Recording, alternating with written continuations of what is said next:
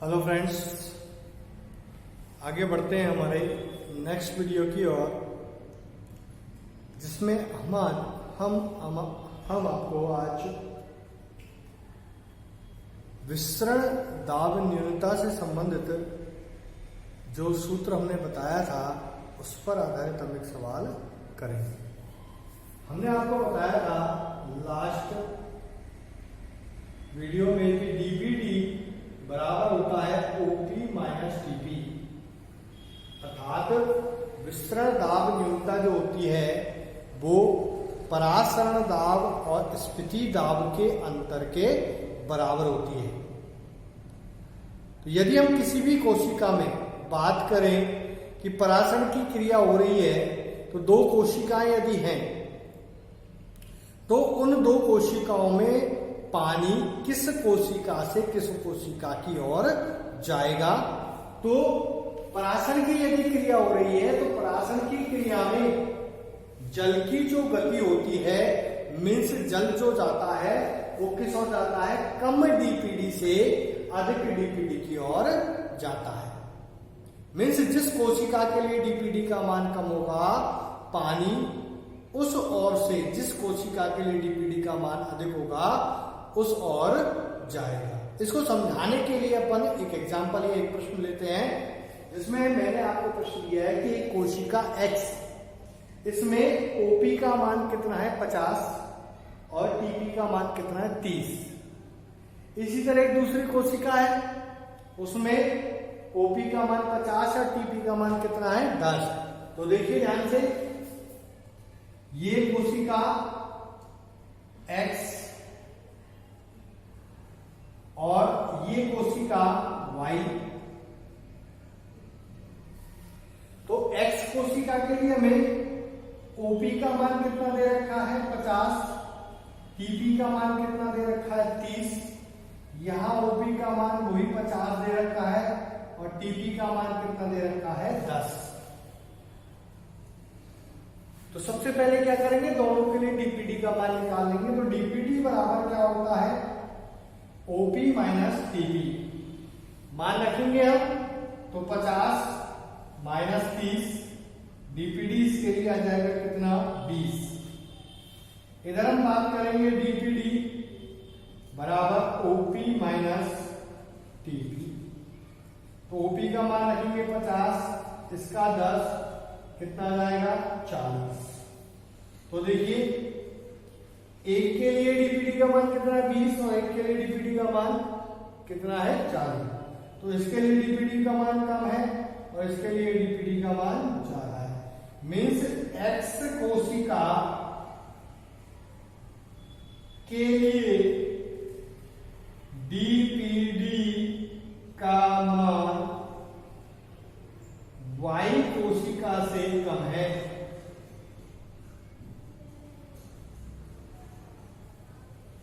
हम जानते हैं कि परासरण में जल की गति क्या होती है, कम डीपीडी से ज्यादा डीपीडी की ओर आते हैं। पानी X कोशिका से Y कोशिका की ओर जाएगा।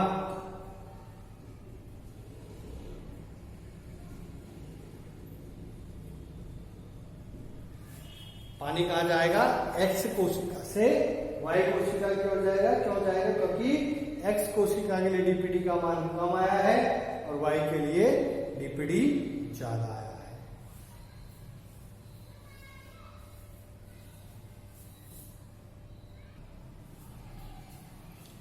इसके बाद हम अपने अगले टॉपिक की ओर चलते हैं। अगले टॉपिक का नाम है जल विभव, वाटर पोटेंशियल। मीन्स पहले मैं इस बात को समझाना चाहूंगा कि जिस तरह से पहले अपन जल विभव, परासरण विभव, स्फीति दाब, इनकी संकल्पना को पढ़ते थे, तो ये जो संकल्पना थी या ये विभिन्न प्रकार के दाब थे, इसको स्लेटर और टायलर, R.K. स्लेटियर और S.A. टायलर नामक वैज्ञानिक ने ये जो दाबों की अवधारणा है इनको विभव के रूप में प्रदर्शित किया। मीन्स इन्होंने इसके लिए ऊष्मागतिकीय सिद्धांत का उपयोग किया और ऊष्मागतिकी के सिद्धांत के द्वारा इन्होंने बताया कि ये जो परासरण की क्रिया हो रही है, इस परासरण की क्रिया में मुक्त ऊर्जा की आवश्यकता होती है। तो ये कह रहे हैं कि यदि परासरण की क्रिया में हम जानते हैं क्या होता है कि जल के जो अणु हैं वो अर्धपारगम झिल्ली SPM सेमी परमेबल मेम्ब्रेन से कम सांद्र विलयन से अधिक सांद्र विलयन की ओर जाते हैं। मीन्स पानी का कम सांद्र विलयन से SPM से होकर अधिक सांद्र विलयन की ओर जाना परासरण कहलाता है। तो परासरण में जल के अणु SPM अर्धपारगम झिल्ली से अंदर व बाहर की ओर क्या करते रहते हैं, गति करते रहते हैं। अब ये जो गति कर रहे हैं तो क्या होती है, इसमें मुक्त ऊर्जा की आवश्यकता होती है। गति करने के दौरान ऊर्जा की आवश्यकता होती है। शुद्ध जल जो होता है जिसमें किसी भी प्रकार का अन्य अवयव नहीं होता, तो शुद्ध जल की मुक्त ऊर्जा क्या होती है, ज्यादा होती है। लेकिन जैसे हम विलय को मिलाते हैं और विलय को मिलाकर विलयन का निर्माण करते हैं, तो विलय मिलाने पर विलयन की जो मुक्त ऊर्जा है उसमें कमी आ जाती है। तो एक तो शुद्ध जल की मुक्त ऊर्जा हुई और एक विलय मिलाने पर विलयन की मुक्त ऊर्जा हुई। तो सेम वही की वही कंसेप्ट हुआ विसरण दाब न्यूनता का, कि शुद्ध जल का विसरण दाब अधिकतम होता है, विलय मिलाने पर विसरण दाब में क्या आती है, कमी आती है। इन दोनों के अंतर को क्या कहते हैं अपन, विसरण दाब न्यूनता। तो यहां पर भी यही है कि शुद्ध जल जो है उसकी मुक्त ऊर्जा अधिक होती है, विलय मिलाने पर मुक्त ऊर्जा के मान में कमी होती है। तो शुद्ध जल की मुक्त ऊर्जा और विलयन की मुक्त ऊर्जा, शुद्ध जल की मुक्त ऊर्जा और विलयन की मुक्त ऊर्जा में जो अंतर है, उस अंतर को ही क्या कहते हैं अपन, जल विभव, वाटर पोटेंशियल। और वाटर पोटेंशियल को किससे प्रदर्शित करते हैं, जाई W से अपन प्रदर्शित करते हैं। अब समझने वाली बात कि शुद्ध जल का जल विभव तो कितना होता है, शून्य होता है। जैसे अपन यहां पर इसको समझाए कि अगर आपने कहा कि यहां पर एक रेखा बना दी, तो ये रेखा अपन ने बनाई, इधर की तरफ क्या है, माइनस है और इधर की तरफ क्या है, प्लस है। तो हमने पहले से कह दिया पानी के लिए जाई W कितना है, 0। और अगला शब्द क्या करें, शुद्ध जल के लिए जल विभव कितना है, 0। और विलय मिलाने पर जल विभव के मान में क्या होती है, कमी। तो 0 से किस ओर जाएगा, माइनस की ओर जाएगा। इसलिए विलयन का जल विभव क्या होता है, ऋणात्मक होता है। शुद्ध जल का जल विभव 0 होता है और विलय मिलाने पर क्या होता है, विलयन की मुक्त ऊर्जा में कमी आती है। तो अगर मुक्त ऊर्जा में कमी आती है तो इसका मतलब कि आपका जो जल विभव है किस ओर चला जाएगा, नेगेटिव मान की ओर चला जाएगा। इसीलिए विलयन का जल विभव क्या होता है, नेगेटिव होता है। लेकिन बहुत ही अच्छा पॉइंट है, हम बात करेंगे किसके बारे में, कोशिका के बारे में, कि कोशिका का जल विभव कभी भी क्या नहीं होगा, शून्य नहीं होगा, क्योंकि कोशिका जो है वो हमेशा विलयन अवस्था में रहती है। अगर विलयन अवस्था में रही तो अपन को पता है शुद्ध जल का जल विभव भी 0 होता है। और कोशिका हमारी किस अवस्था में, विलयन अवस्था में, तो विलयन का क्या होगा, नेगेटिव होगा। इसीलिए हम क्या कहते हैं कि जल विभव का मान किसके बराबर होता है, विसरण दाब न्यूनता के नेगेटिव मान के बराबर होता है। मीन्स जल विभव क्या है, विसरण दाब न्यूनता ही है, लेकिन अंतर क्या है कि जल विभव किसके, विसरण दाब न्यूनता के नेगेटिव मान के बराबर होता है। ये कह सकते हैं कि विसरण दाब न्यूनता जल विभव के नेगेटिव मान के बराबर होती है। तो जाई W बराबर माइनस DPD या DPD बराबर माइनस जाई W। दूसरा कंसेप्ट है परासरणीय विभव या विलय विभव। परासरणीय विभव ये किसकी जगह आता है, परासरण दाब की जगह आता है। और इसको अपन किससे लिखते हैं, जाई S या जाई पाई, या तो जाई S से लिखिए या जाई पाई से लिखिए।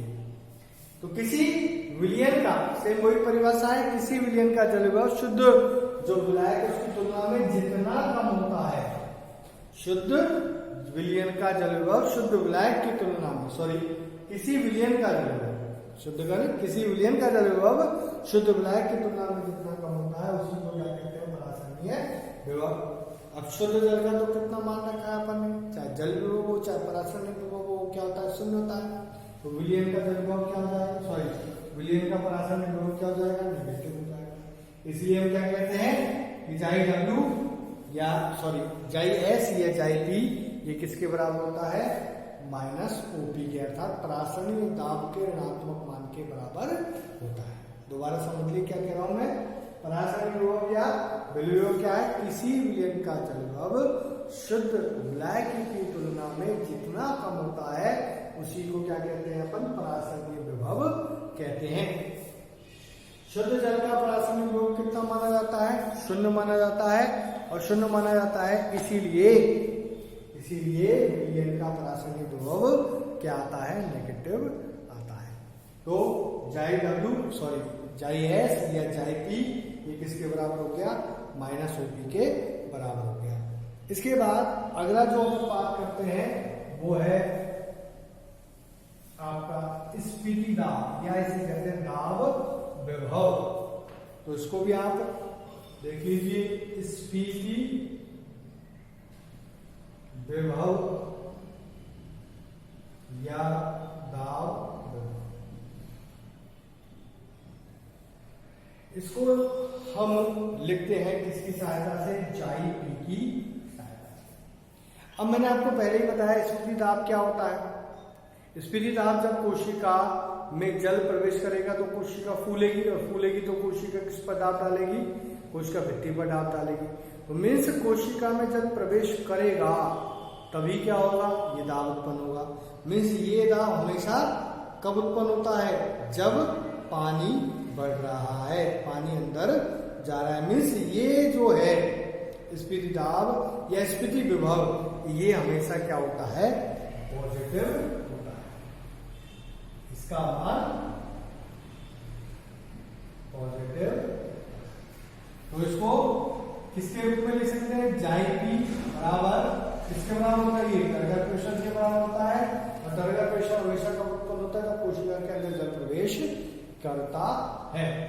तो अब हम ये जो समीकरण है कौन सा, डी पी डी बराबर ओपी माइनस पीपी, इसको हम दूसरे रूप में भी लिख सकते हैं। किस तरह से लिख सकते हैं, तो अभी मैंने आपको तीन टर्मिनोलॉजी बताई। पहला जल विभव, तो इसकी जगह क्या लिखेंगे, डीपीडी किसके बराबर होता है, माइनस जाई डब्ल्यू के बराबर होता है। ओपी किसके बराबर होता है, माइनस जाई एस या जाई पाई के बराबर होता है। और आपका टर्गर प्रेशर किसके बराबर होता है, जाई पी के बराबर होता है। तो आप यहां से माइनस को कॉमन ले लेंगे, क्या आ जाएगा, जाई पाई प्लस जाई पी, माइनस से माइनस कट जाएगा तो क्या आ जाएगा, जाई डब्ल्यू बराबर जाई पाई प्लस जाई पी। अर्थात ये जो आपका जल विभव है ये बराबर होता है किसके, परासरणीय विभव प्लस किसके, दाब या स्फीति विभव के लिए बराबर होता है। तो ये आपका सूत्र हो गया। अब अपन बात करते हैं वही उसकी तरह कि आपके पास दो कोशिका है, पहली स्लग कोशिका, स्लग कोशिका का मतलब पिचकी हुई कोशिका है, और पिचकी कोशिका के लिए जाई पी का मान क्या हो जाएगा, 0, और जाई पी यानी 0 हो जाएगा। तो जाई डब्ल्यू बराबर जाई पाई प्लस जाई पी, तो जाई डब्ल्यू बराबर जाई पाई प्लस 0, तो जाई डब्ल्यू बराबर क्या हो जाएगा, जाई पाई। अर्थात स्लग कोशिका के लिए जल विभव का मान परासरणीय विभव के बराबर होता है।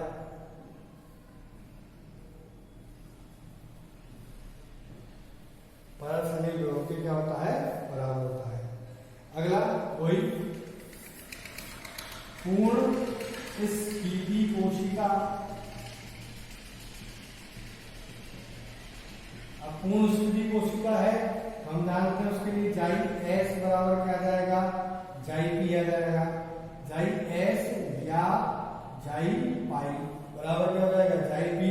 तो यहां पर जाई डब्ल्यू बराबर जाई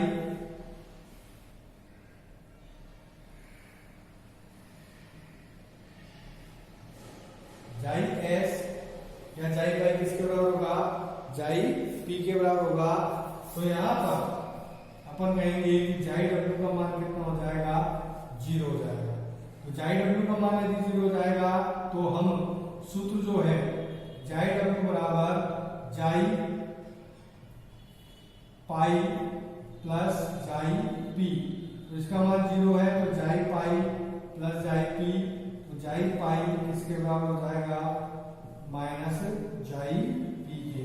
तो अपन यहां से कह सकते हैं कि पूर्ण स्थिति जो कोशिका होती है उसमें जाई पी या जाई एस का मान, ऋणात्मक मान किसके, जाई पी के बराबर होता है, क्योंकि पूर्ण स्थिति कोशिका में जल विभव, पूर्ण स्थिति कोशिका में जल विभव का मान 0 होता है।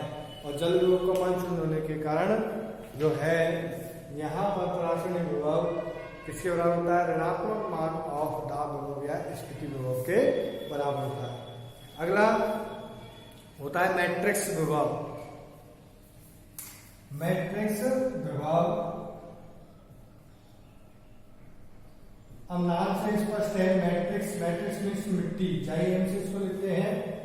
तो कोशिका की वह सतह जो जल का अधिशोषण करती है, यानी कि जो कोशिका है वो क्या कर रही है, जल का अधिशोषण कर रही है, वो क्या कहलाती है, आधात्री या मैट्रिक्स कहलाती है। उसके द्वारा जो उत्पन्न होता है विभव उसी को क्या कहते हैं, मैट्रिक्स विभव कहते हैं। इसे जाई एम से लिखते हैं। लेकिन यदि अपन किसके लिए बात करें, किसी कोशिका के लिए बात करें, तो यहाँ पर जो है हम कोशिकीय पराशर के लिए जाई एम यानी कि मैट्रिक्स विभव का मान कितना मानते हैं, 0 मानते हैं। और कोशिकीय पराशर के लिए हम जाई एम का मान जब 0 मानते हैं तो इस आधार पर केवल सूत्र क्या आता है, जाई डब्ल्यू बराबर जाई पाई प्लस जाई पी, ये सूत्र आपका आता है। ये आपके मैंने विभिन्न प्रकार के दाब बताए और इसकी आधुनिक अवधारणा को समझाया। आधुनिक अवधारणा में कोई भी कोशिका जो है जिसमें पराशरण की क्रिया हो रही है, तो पराशरण की क्रिया के दौरान मुक्त ऊर्जा की आवश्यकता होती है। ये जो मुक्त ऊर्जा की आवश्यकता होती है, इसी के आधार पर विभिन्न प्रकार के विभव उत्पन्न हो जाते हैं, जैसे जल विभव, पराशरणीय विभव, दाब विभव। इनको मैंने आपको अलग अलग परिभाषित किया और सेम ही उसी की तरह जिस तरह से डीपीडी बराबर ओपी माइनस टीपी होता है, तो यहाँ पर जाई डब्ल्यू बराबर जाई पाई प्लस जाई पी होता है। ठीक है, धन्यवाद। यदि आपको मेरे वीडियो पसंद आ रहे हों तो वीडियो को लाइक कीजिए, चैनल को सब्सक्राइब कीजिए और अधिक से अधिक इसको शेयर कीजिए। धन्यवाद।